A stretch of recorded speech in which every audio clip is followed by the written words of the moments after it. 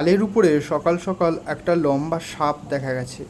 আমাদেরই পাশে আরও একটি বাড়ি আছে, যে বাড়িটার উপরে অ্যাসবেস্টার দেওয়া, সেই বাড়ির ছাদে হঠাৎ করে একটা লম্বা সাপ ধরা পড়েছে। বৃষ্টি পড়ছে বাইরে, আর তার মধ্যে এক সাপ ঘুরে বেড়াচ্ছে। এটা মনে হয় বাস্তু সাপ।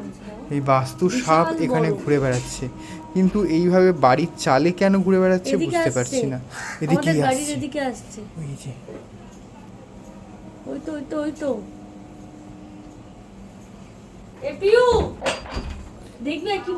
এই সাপ কিন্তু কোনোদিন ফোনা তুলবে না, তাই না শিল্পা?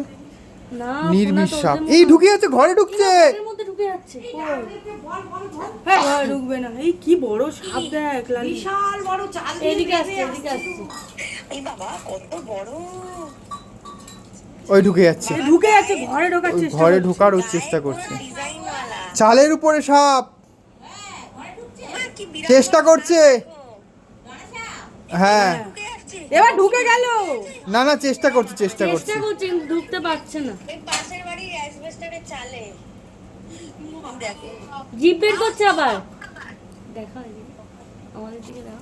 এই তো আবার জিপ বের করছে। সবাই মিলে এখানে ফোন নিয়ে একেবারে দাঁড়িয়ে পড়েছে, আর এখানে সাপ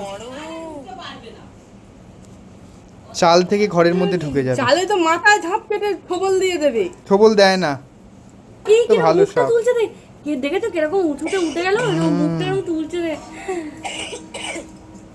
এলালি তো সাপ দেখা হয়ে গেল, দেখে গাটা কেমন শিরশির করছে।